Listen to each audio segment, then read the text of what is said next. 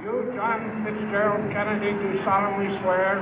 I, John Fitzgerald Kennedy, do solemnly swear. That you will faithfully execute the office of President of the United States. That I will faithfully execute the office of President of the United States. And will, to the best of your ability. And will, to the best of my ability. Preserve, protect, and defend the Constitution of the United States. Preserve, protect, and defend the Constitution of the United States. So help you God. So help me God.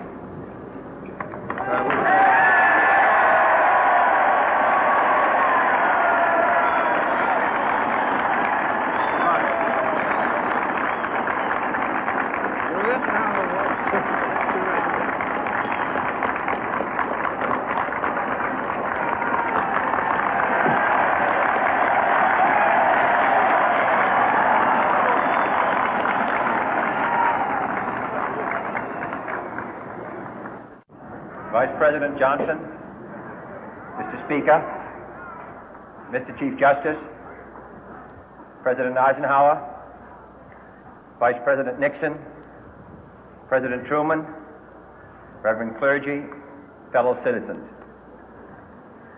We observe today not a victory of party, but a celebration of freedom, symbolizing an end as well as a beginning, signifying renewal as well as change. For I have sworn before you and Almighty God the same solemn oath our forebears prescribed nearly a century and 3/4 ago. The world is very different now, for man holds in his mortal hands the power to abolish all forms of human poverty and all forms of human life. And yet the same revolutionary beliefs for which our forebears fought are still at issue around the globe. The belief that the rights of man come not from the generosity of the state, but from the hand of God. We dare not forget today that we are the heirs of that first revolution. Let the word go forth from this time and place to friend and foe alike that the torch has been passed to a new generation of Americans born in this century, tempered by war, disciplined by a hard and bitter peace, proud of our ancient heritage, and unwilling to witness or permit the slow undoing of those human rights to which this nation has always been committed and to which we are committed today at home and around the world.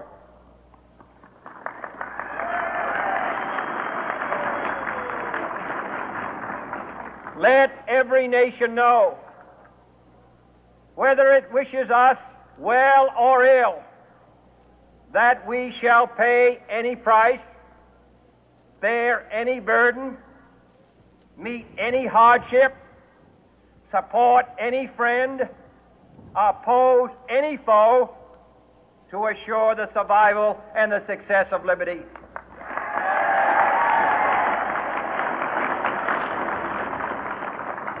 This much we pledge and more. To those old allies whose cultural and spiritual origins we share, we pledge the loyalty of faithful friends. United, there is little we cannot do in a host of cooperative ventures.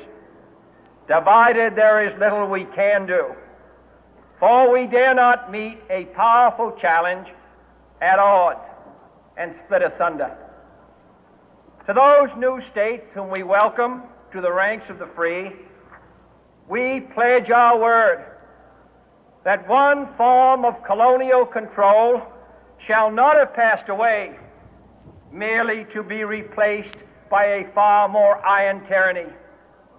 We shall not always expect to find them supporting our view, but we shall always hope to find them strongly supporting their own freedom, and to remember that in the past, those who foolishly sought power by riding the back of the tiger ended up inside.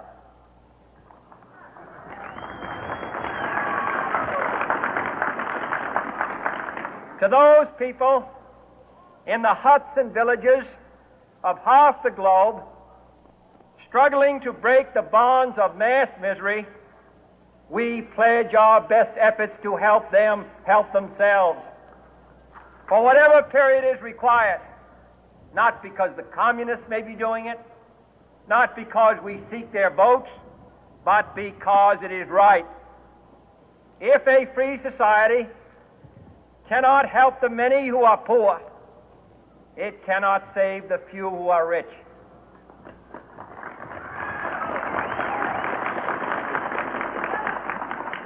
To our sister republics south of our border, we offer a special pledge to convert our good words into good deeds, in a new alliance for progress, to assist free men and free governments in casting off the chains of poverty.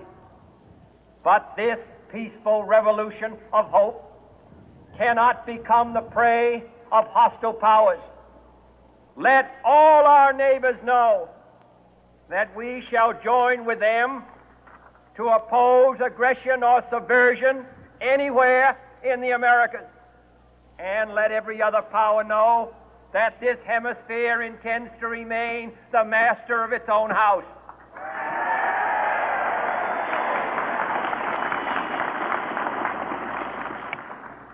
To that World Assembly of Sovereign States, the United Nations, our last best hope, in an age where the instruments of war have far outpaced the instruments of peace, we renew our pledge of support to prevent it from becoming merely a forum for invective, to strengthen its shield of the new and the weak, and to enlarge the area in which its writ may run.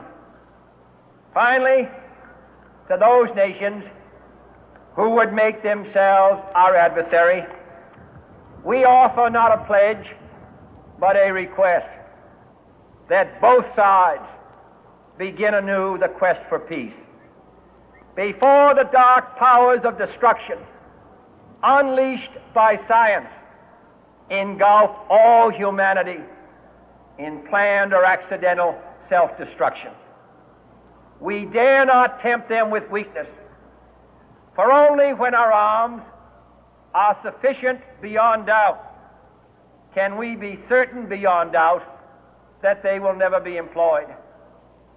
But neither can two great and powerful groups of nations take comfort from our present course, both sides overburdened by the cost of modern weapons, both rightly alarmed by the steady spread of the deadly atom, yet both racing to alter that uncertain balance of terror that stays the hand of mankind's final war. So let us begin anew, remembering on both sides that civility is not a sign of weakness, and sincerity is always subject to proof. Let us never negotiate out of fear, but let us never fear to negotiate.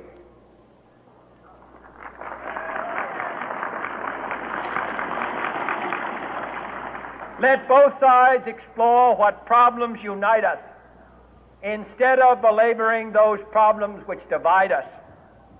Let both sides, for the first time, formulate serious and precise proposals for the inspection and control of arms, and bring the absolute power to destroy other nations under the absolute control of all nations.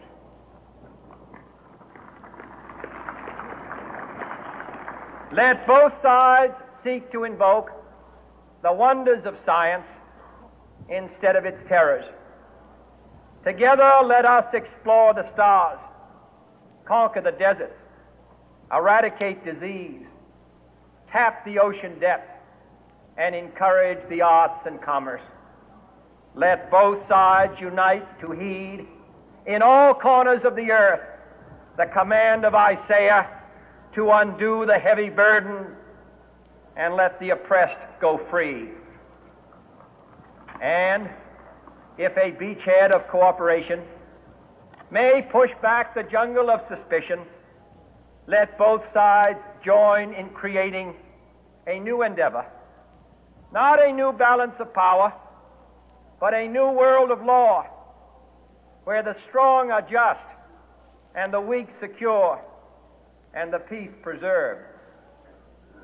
All this will not be finished in the first 100 days, nor will it be finished in the first 1,000 days, nor in the life of this administration, nor even perhaps in our lifetime on this planet. But let us begin.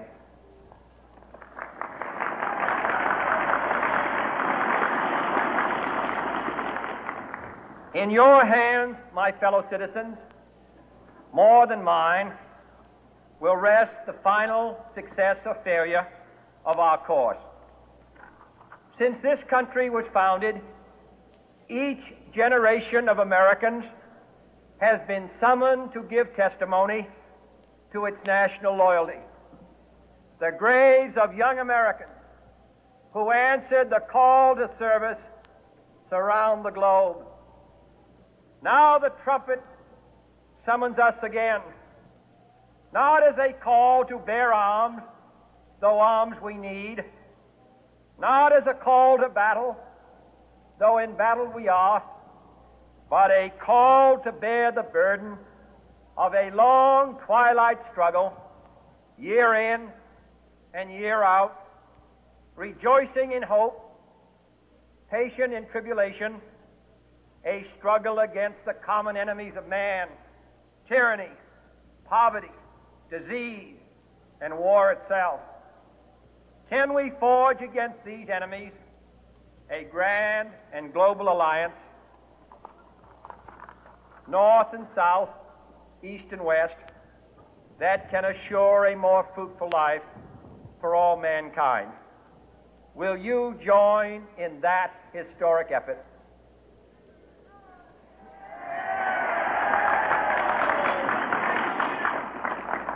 In the long history of the world, only a few generations have been granted the role of defending freedom in its hour of maximum danger.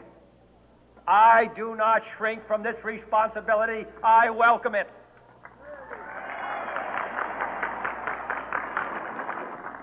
I do not believe that any of us would exchange places with any other people or any other generation. The energy, the faith, the devotion which we bring to this endeavor will light our country and all who serve it.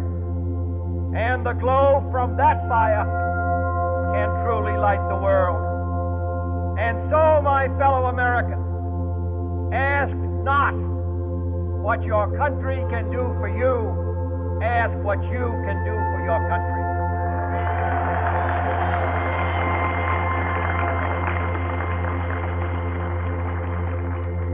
My fellow citizens of the world, ask not what America will do for you, but what together we can do for the freedom of man.